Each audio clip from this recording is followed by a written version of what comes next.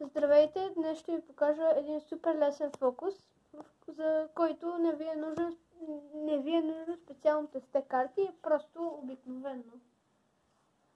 Така. Ще ни трябва, по принцип преди фокуса е хубаво картите да бъдат добре разбъркани.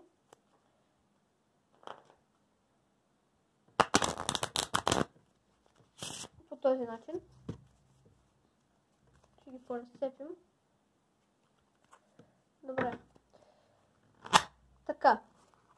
Ще ни трябва зрител, който да си избере една произволна карта. В случая аз ще съм зрителя. Това е картата.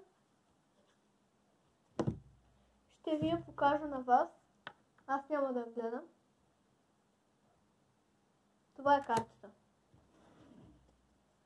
След това ще взема някаква част и ще сложа картата, моята, някъде в тестето. И сега ще се опитам да позная коя е картата на зрителя.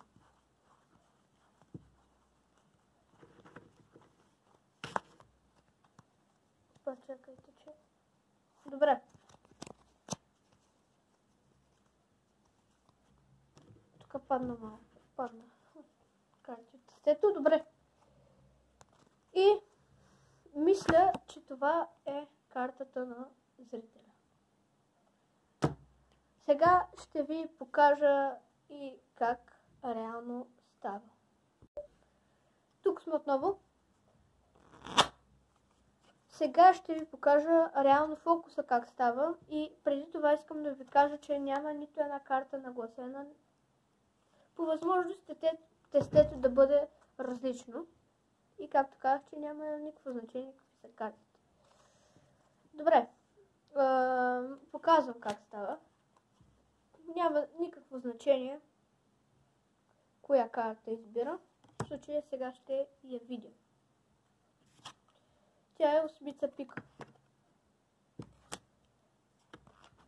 Сега няма значение къде цепите, къде взимате. Горе-долу до половината може и да... Казвате му всъщност той където иска да сложи картата. Или може да каже стоп някъде. Примерно казва тук. И трябва да запомня тази карта.